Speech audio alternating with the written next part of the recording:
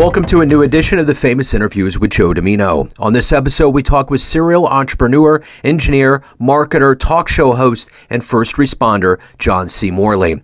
John is the founder, CEO of the JMOR Connection, Incorporated, now a 28-year-plus company in Franklin Lakes, New Jersey. When he was in college not too long ago, he realized that many were frustrated with technology, but also they were being given bad advice. His team helps all to make IT easy. During 7th grade, he started one of the New Jersey's largest BBS Systems to build community before there was an internet with the fancy formatted pages and graphics usual forms. He has a passion for technology and helping others feel comfortable and use it to their maximum potential. Enjoy this interview. Well, hey, man, it's great to catch up with you, and I am really interested in delving into your life. There's so many things that are very interesting that are a part of your mix of who you are. Before we get into that, I want to know how you survived the last couple of years of the pandemic with COVID, the lockdown. How did you get through, and how did it subsequently change not only the way that you view and live your life, but the way that you conduct business? So, a lot of people would say that the pandemic kind of killed them, it crushed them. So, it wasn't an easy time, of course, you know that.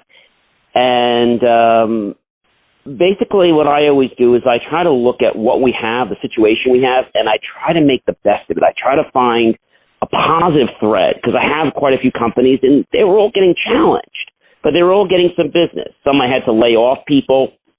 But what I did was I just kind of dug deep, and I said, what do people need? Now, I've always been into motivation stuff, but I said, I really need to, supercharge this. And launch John C. Morley Serial Entrepreneur, which is the part of me that helps me get through everything, but it's the knowledge and the wisdom that I share with the world every night on radio shows. I have a brand new New Jersey radio show. So it's that part of me that people are like, oh, no, that's not going to work for me. I'm like, well, it is going to work for you. Let me just give an experiment. And then they're like, oh, wow. And what I usually do to people is I say, hey, what color car you drive? And they say to me, well, I drive whatever, a red something. And I said, okay. I said, there's not a lot of red cars there. Oh, no, there's so many. I said, well, I drive a white whatever. And they're like, yeah, there's hardly any white cars on the road. So I said to them, well, what car did you drive a few years ago? Oh, I drove a blue Ford. I said, well, okay, and there's not a lot of blue Fords now. How about many years ago? Oh, there was lots. So you see what you just did? You just focused on something. So what we put our attention on, okay, what we put our thoughts on, that's where the energy is going to flow. And so that's really important, and people don't get it, but it's not like you snap your fingers and it happens. It gets you to be attracted to certain circumstances, opportunities, because just thinking something doesn't make it happen alone. That's fascinating. So along those lines of thought here, you just said right now about 2 or 3 things that you do, and I want to get to the essence of what you do on a regular basis. So I'm going to put you in front of a bunch of grade school kids at a career day, let's say second or third graders. And one of the kids looks up at you and says, what do you do for a living? How do you answer that child? So it's funny that you asked that because I get put in front of it. I'm actually John the Science guy every couple months, and I get a lot of kids during my science, technology, engineering, math class. And so what I would tell them, just as I would tell them, they said, what do you do? I said, well, are you a scientist? I'm like, well, that's one thing I do. I'm a serial entrepreneur. I'm an engineer, a marketer, I'm a national talk show host, keynote speaker, and you know me as John the Science guy. But what I am is someone who's great at solving life challenges, and when there is a challenge, I don't complain about it. I try to find a way to fix it or create a business to solve that problem and other people's problems of the same type. They're like, oh, that's cool. How do I be that? Just tell your mom you want to be a serial entrepreneur. A serial what? Just a person that does a lot of businesses and is very passionate about what they do. They're not just a business owner. They actually get passionate. I mean, they literally jump out of bed in the morning because they love life. When you were in the 2nd grade, what was your dream growing up? What did you want to be? I thought I wanted to be a dentist. I thought I wanted to be a doctor. I thought I wanted to be a lot of different things. And then I realized after a while, when I got into, I think it was high school, that my teacher, her name was Mrs. Burns. I don't know if she's still alive. And I remember when I was in a class, she said to me, John, she says, we're taking computer class. And I said, oh, that's great, basic. And she's like, yes. I said, beginner's all-purpose involved instructional code. She says, what? I said, well, I know basic. So I guess I shouldn't have said that because that's the course that everybody takes. So she goes back to our principal, Brother Ed, and says, tells Brother Ed basically, John knows basic, yada, yada. And she was taking this advanced course at Montclair State. So this is all what goes on behind the scenes. She comes back to me. And then what happens is as she's coming back to me, she comes back to me and she says that, she said, John, she says, you shouldn't be taking basic. You're going to take Pascal with me in advanced class. And I said, okay. I was a little bit dismayed. She said, so during silent study, she said, you're going to take Pascal with me as a silent study because you're going to do yourself a disservice of taking basic. I said, oh, ace it. She said, yeah, you'll ace it, but that's not going to teach you anything. And then she's the one that got me to start, let's say, digging in my inner side to say, hey, I should probably do something more than just work for a company or be a dentist or be a lawyer. And then I said, and it didn't really surface until I got into college. And when I got into college, I decided to be an engineer and did all that great stuff. But then in my junior year, I decided to start a small business called J. Siemens Side, which we later changed to JMOR Connection. And I started helping all kinds of different people from teachers, students, etc. And it was just amazing. Helping people, but I only help people for $5 on the phone and $10 in person. Now that's not per hour, mind you, back then. That was just to solve the problem because I wanted the experience. And I realized, after I'd written software for my dad's business, actually my mom's business had a dry cleaning plant till 2004. My mom had that. Third generation in the business, I wrote touch software for dry cleaners. I think we were one of the very first, dry cleaners to have touch software. And I remember how they would give my dad the runaround and my mom the runaround when they went to the stores. And I said, just wait till I come home because I came home every weekend. And I realized that a lot of these computer stores, and I can mention one of them because they went out of business, you probably remember CompUSA. And I remember them ripping my father off and telling him that that it was more than just the battery, which is all it was. They were trying to charge him for a whole new system, which was like several $1,000s. And I went in there and kind of reamed them. And I said, if you keep operating like this, you guys won't live to tell about it in a year. You'll be out of business before that. They were out of business in 4 months. So I knew that I was doing something right. Yeah, for sure. Well, so let's kind of look in the rearview mirror. Are you happy with the choice you make, with the choices you made in the career that you have right now?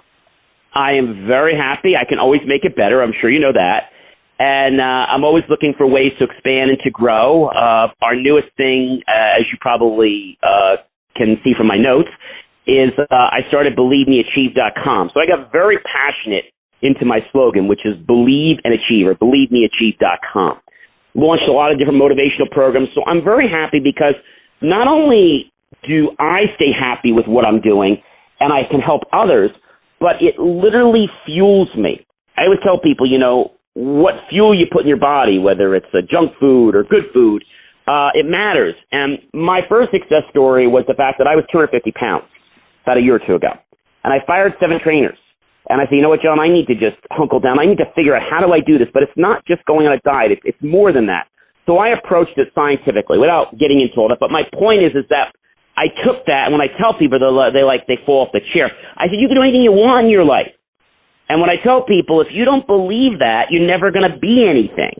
And I said, if you can't get to that state, you need to get up every morning in the mirror and tell yourself, I am this. 3 times in the morning, in the afternoon, and in the evening, and your subconscious is going to become it. So I love what I do. I love to mentor people younger and older than me. I love to help people in their life, and I like to make a difference. But most importantly, I like to give people the right information. There's so many people in this world that they give information just because they want to make a buck. And what I learned after 11, 12 years ago, that I had a large marketing advertising company working for me. It started before I even had a company. And they were ripping my father and I off. And 11 years or 12 years ago, I went to them, had gone to Xerox first because we are a client of theirs. And I said to Xerox, how do I become a mom and pop print shop? And they said, John, it's real simple, $150. I reached in my pocket, I'll never forget the day, and I gave him $150. He said, John, he says, we mean $150,000. I said, well, you did say $150. He says, we talking thousands and millions. And I was like, oh. Went to my bank, got a loan. My bank said yes. I said, something's wrong with my bank. Because usually they're supposed to say no when you do these crazy things. 4 weeks later, I have myself a brand new $250,000 print press, basically.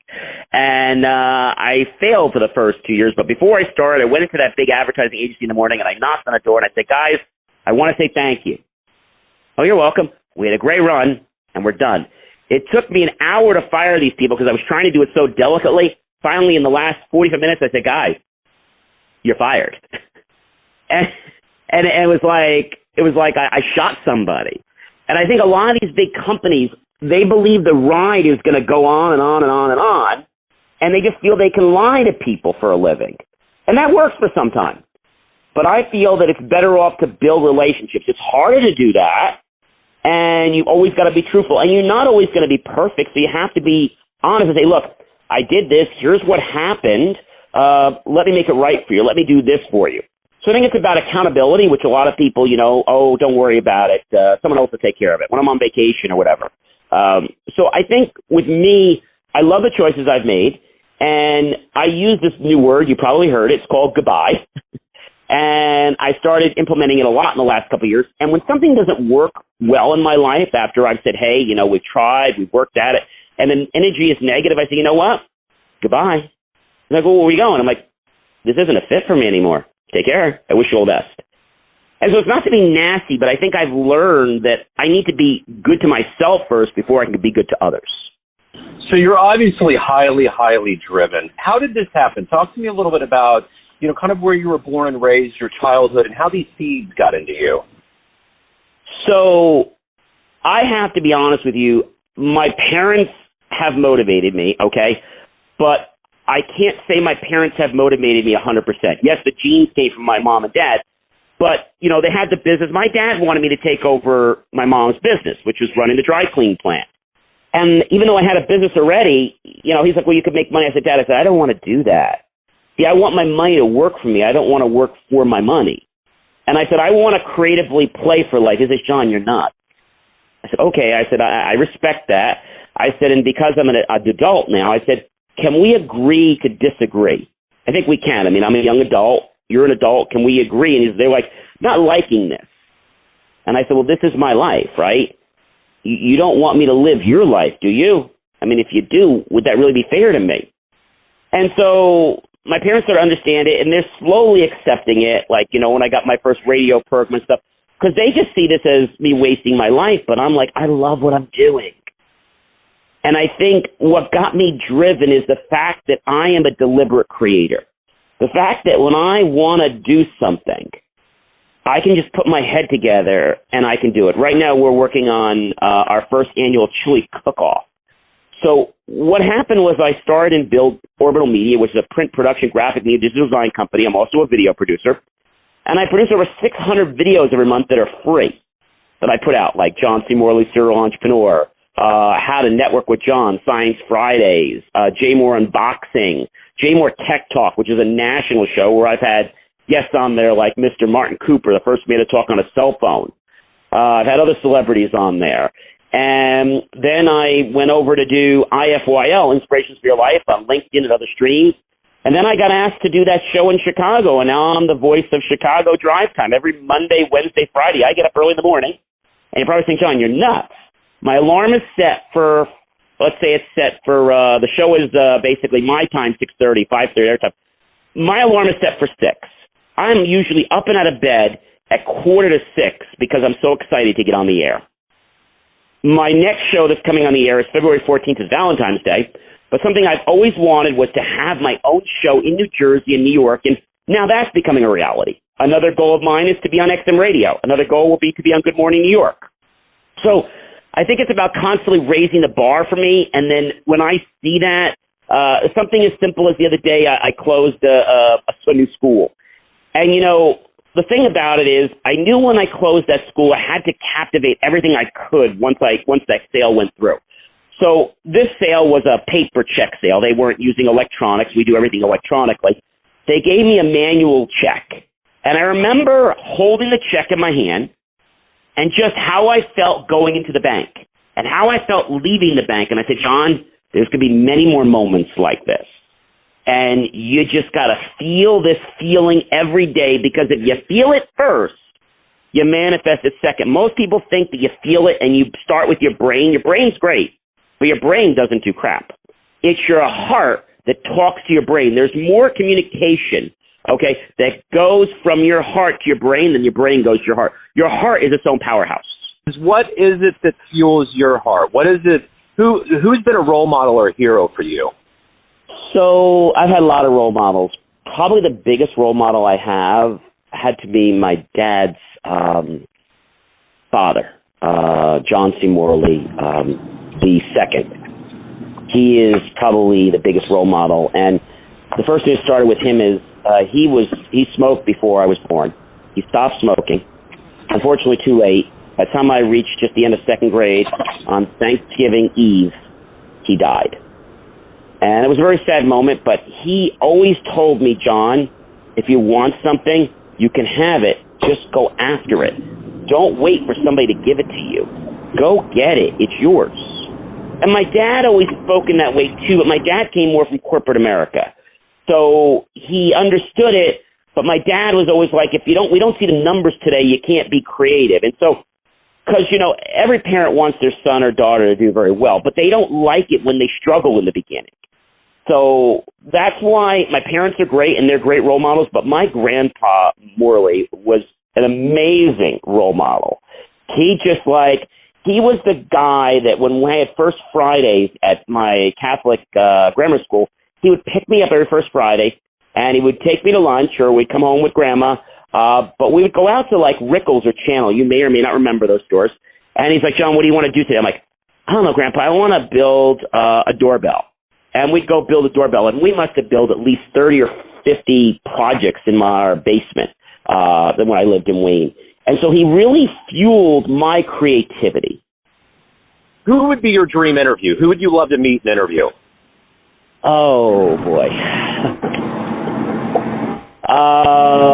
I'd have to say I'd like to interview Warren Buffett. And I would also like to interview probably Elon Musk, and the other third person I want to interview, I'd have to say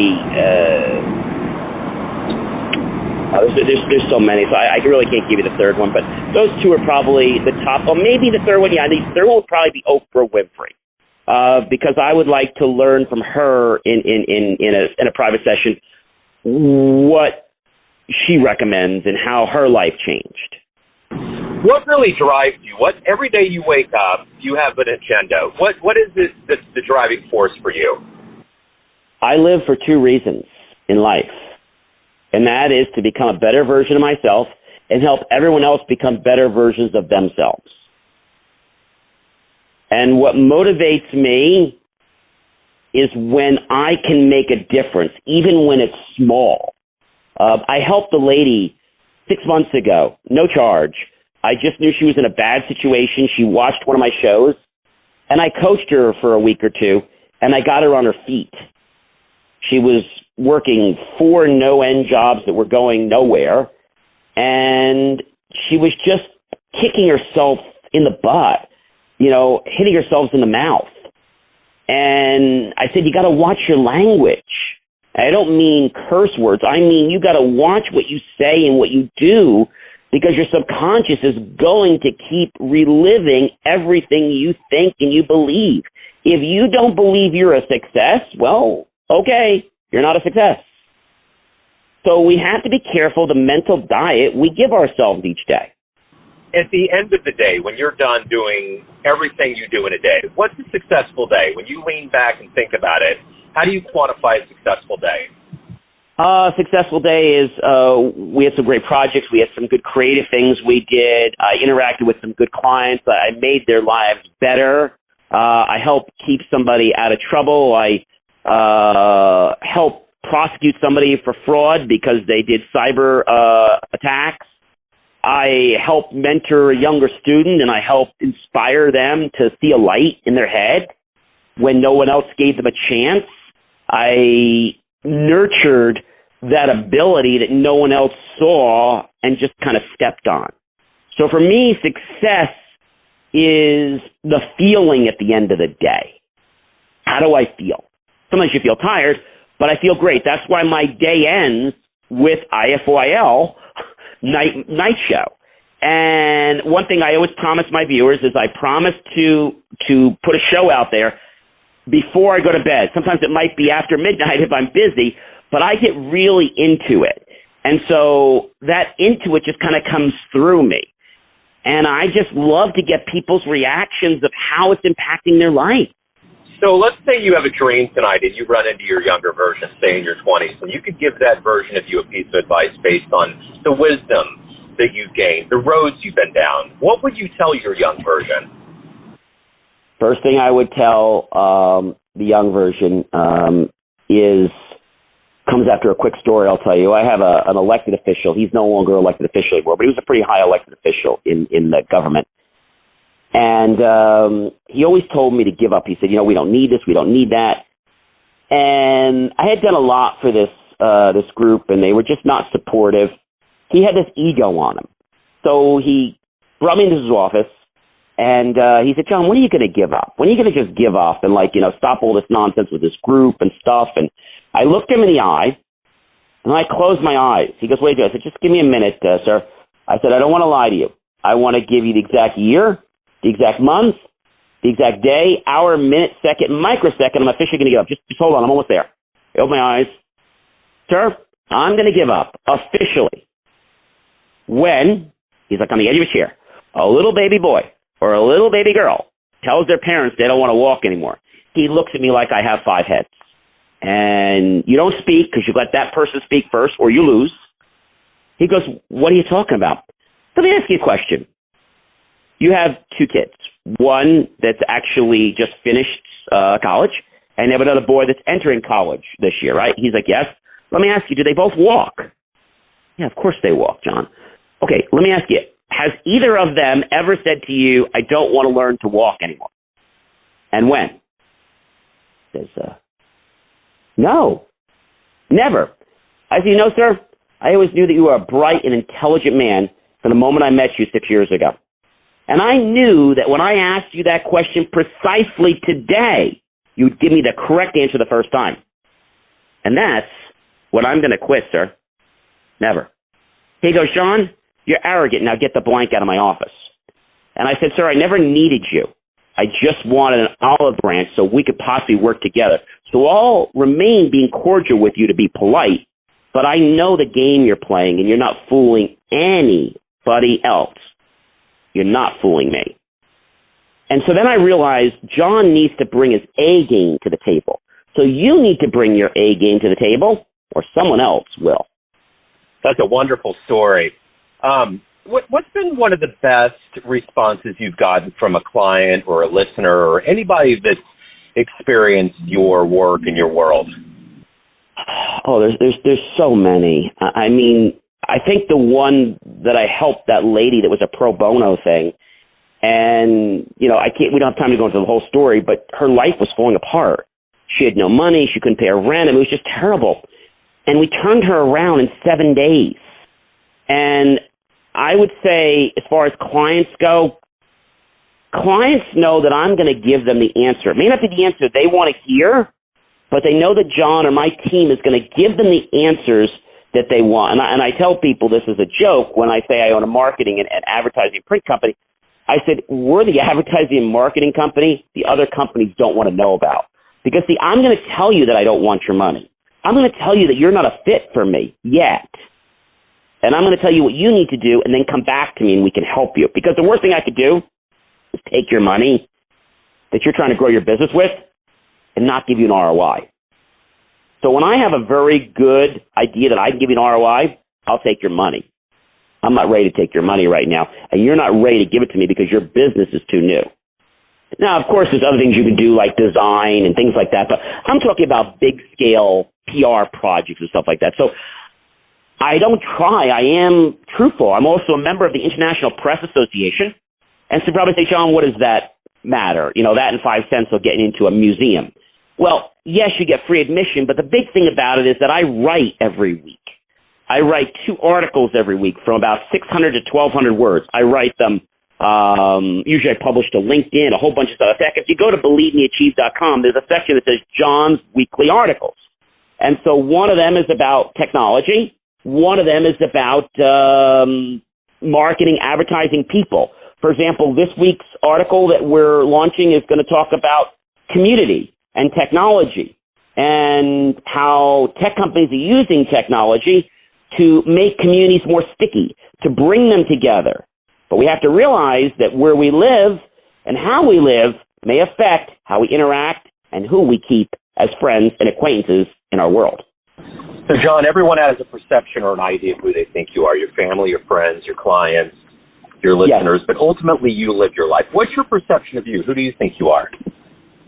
My perception is someone that's caring, someone that's passionate, someone that sees a challenge and then playfully tinkers to achieve success. Because I think success often gets missed when we try to stress. So when I feel that that's happening, like, okay, John, you need to just sit back, you need to just chill, you need to put it away and come back and tinker. When I feel that work is getting to be work, I stop because I don't work for a living. I play for a living. People pay me because I give them ideas. People pay me because I understand technology. People pay me because I can fix things faster, better than anyone else. And my slogan is, well, Wall Street trusts us, shouldn't you? And not too many of my competitors, I don't think any of them can even say that. And, we're doing stores like, Nordstrom's and you name it, and major banks. So, it's not enough to get into a bank or to get into a place and be the cheapest, because we don't do that. You have to be reliable, but you also have to have a level of ethics. Now, I was getting back to the international press. The reason I bring this up is that most people that join this just try to make a buck, okay? And they want to rip people off for articles, press releases. People say, John, can you write me a press release? I'm like, well, we charge for press releases. Well, but I want you to say this. Well, have you done that? No, but do me a favor and just kind of include it. I can't do that. All right, well, how much extra do I need to give you? Excuse me?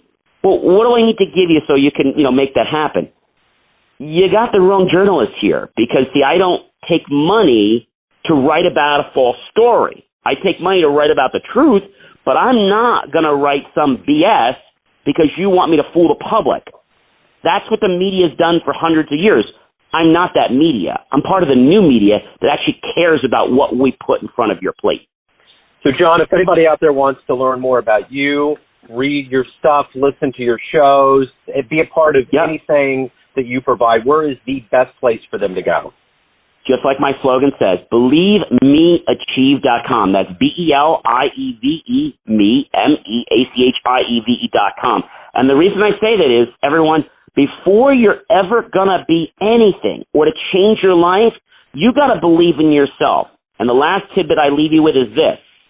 No one has the right to make you feel inferior about yourself, except for one person, you. So if you're feeling like that, you're accepting it. Don't accept it. Just move away from it and don't agree with it, because that will condition yourself to go further down the rabbit hole. Beautiful. John, you got a strong heart, man. This has been wonderful and inspirational. Thank you for opening up. Best of luck. Have a great 2023, sir. You too. Thank you very much. It was a pleasure to be with you. I wish you all the best health and happiness to you, your family, and to all of your fans and your friends. Thanks for tuning in to another famous interview with Joe Dimino, where we cover the world of art, literature, business, spirituality, music, and more from around the globe. If you want to hear more interviews, visit the Famous Interviews with Joe Dimino channel on YouTube. You can also find us on Spotify and Apple Podcasts. Thanks again for listening, and until next time.